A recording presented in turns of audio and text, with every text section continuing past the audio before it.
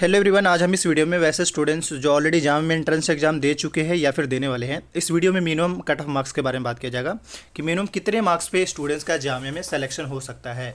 लेकिन उससे पहले इस पैरामीटर को समझिएगा। पता लगे मैं कुछ और कहना चाह रहा हूँ और आप कुछ और समझ जाए तो ये भी एक प्रॉब्लम होगा। उससे पहले मैं आपको बताना चाहूँगा, आपको ऑलरेडी जामिया की वेबसाइट पे इनके प्रॉस्पेक्टस अवेलेबल हैं। आप वहाँ से डाउनलोड करके सेम चीज़ें इस चीज़ को आप पढ़ सकते हैं। अभी हम सिंपली क्या करते हैं, पेज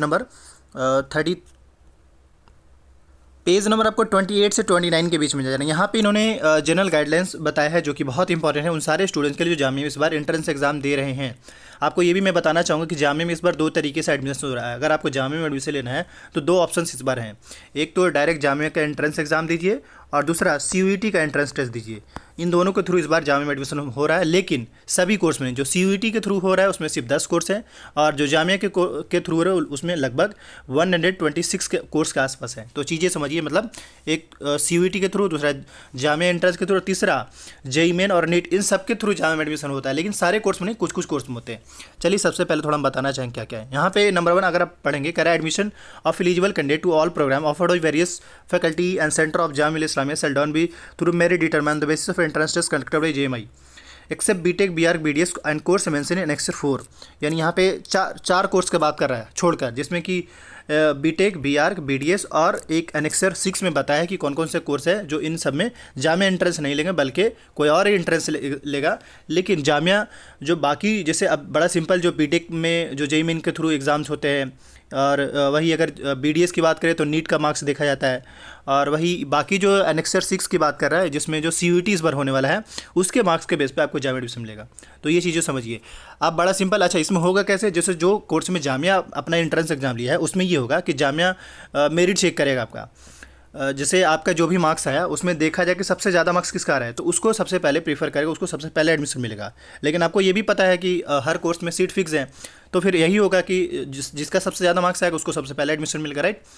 अब इसके बाद अगर हम बाकी कोर्स जैसे BTech हो गया, BArch BDS और अदर जो एनेक्सर 6 में है, यानी जो CUET के थ्रू 10 कोर्स हैं, इन चारों में ये होगा कि जो भी आप, जैसे अगर BTech की बात करें तो JEE मेन देना पड़ेगा, BDS की बात करें तो आपको नीट का एग्जाम देना पड़ेगा, और एनेक्सर 6 जो है इसमें बेसिकली आपको CUET का एग्ज़ाम देना पड़ेगा।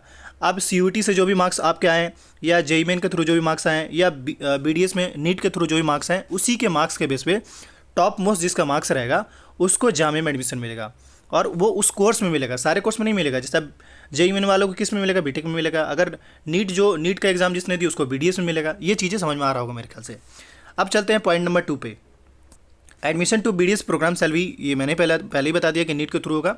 लेकिन याद रखें उन स्टूडेंट्स को मौका मिलेगा जो 2022 में देंगे। जैसे अब जो JEE मेन का एग्जाम 2022 में देंगे, या नीट का एग्जाम 2022 में देंगे, या CUET का एग्जाम 2022 में, उनको इसी साल एडमिशन हुआ। ये नहीं कि आप सपोज किसी कोई स्टूडेंट जो 2021 में करा हो और उनको 22 में वो चाह रहे हो, तो ऐसे नहीं हो पाएगा। क्लियर है। सो अब आते हैं हम अगले नेक्स्ट जो कि मेन इंपॉर्टेंट है, पॉइंट नंबर 3 पे। यहाँ पे करें candidate opting less than 30% marks in the descriptive part of entrance test very well applicable will not be certise for interview और एडमिशंस। मतलब यहाँ पे कुछ चीज़ें क्लियर हो गया। जैसे जिस भी पेपर में, अगर कोई ऐसा पेपर है जिसमें आपने डिस्क्रिप्टिव लिखने का मौका मिला है, ये डिस्क्रिप्टिव लिखना है या थ्योरी लिखना है, उस वाले में जितना भी मार्क्स का पेपर हो एटलीस्ट उसमें 30% स्कोर करना है। अब जामिया में दो तरीके से पेपर होता है। बहुत सारे कोर्स में 100 MCQ रहते हैं, MCQ बेस्ड रहते हैं, और बहुत सारे कोर्स में ऐसा है कि कुछ MCQ भी रहते हैं और कुछ थ्योरी भी रहते हैं। मतलब जिसमें ऐसा होता है कि 60 मार्क्स का MCQ और 40 मार्क्स का MCQ और 60 मार्क्स का थ्योरी। तो आप जो ये थ्योरी लिख रहे हैं इसमें एटलीस्ट 30% स्कोर करना पड़ेगा। अब होता क्या है, जैसे कि मास्टर के कोर्सेज में ऐसा ही है। मास्टर कोर्स में क्या कि 40% का MCQ रहता है और 60% का थ्योरी रहता है। और UG के कुछ कोर्स में है, जैसे इंग्लिश में है, अरबिक में है, इस्लामिक स्टडीज़ में, इन सब में जो ऐसा है आपको थ्योरी भी लिखना होता है। तो उस हिसाब से अगर आप रिलेट करेंगे तो यही समझ में आएगा कि थ्योरी वाला जो 60 मार्क्स का सेक्शन है उसमें एटलीस्ट 30% स्कोर करना है। अब 30% इसका निकाल लीजिए कितना होगा 60 मार्क्स का, वही आपका 15 से 20 मार्क्स के आसपास होंगे, एटलीस्ट थ्योरी में स्कोर करना पड़ेगा। बट मैं आपको बताना चाह रहा हूँ ये जो 15 से 20 मार्क्स जो मैंने बताया, ये वो मार्क्स है जो मिनिमम आपका है। मतलब मिनिमम इतना होना ही चाहिए। अगर इतना नहीं होता है ना तो आपका लिस्ट में कहीं नाम भी नहीं दिखेगा, इवन आपका रिजल्ट भी नहीं शो करेगा, या इवन आपके मार्क्स भी नहीं बता पाएंगे। लेकिन इससे अगर ज़्यादा आपके मार्क्स आते हैं तो ऐसा हो सकता है कि आपके मार्क्स भी पता चले कि हाँ भाई मेरा इतना मार्क्स आया था।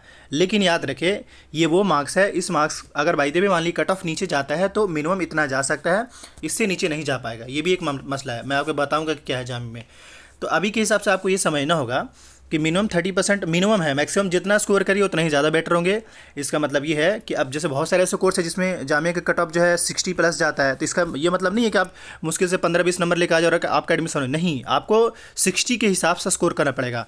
ये जो 15 से 20 नंबर, ये तो आपका वो जोन है, सेफ जोन है कि आपको नाम हो सकता है आ जाए या फिर हो सकता है, प्रोबेबिलिटी है, बट ये गारंटेड नहीं आपका नाम आ ही जाएगा, ये समझिए। अब आते हैं पॉइंट नंबर 2 पे, मतलब फोर्थ पे, कह रहा है there will be negative marking. एक बात है, जामिया के सारे कोर्स में एक्सेप्ट स्कूल को लेकर जितने भी एग्जाम्स होते हैं जामिया में, सब में नेगेटिव मार्किंग है, वो भी 0.25 मार्क्स का। कह रहा है यहाँ पे there will be negative marking of 0.25 marks for each wrong answer in objective type slash multiple MCQ in all programme of the university. Candidate obtaining less than 15 marks in the objective type multiple question will not be shortlisted for interview और admissions.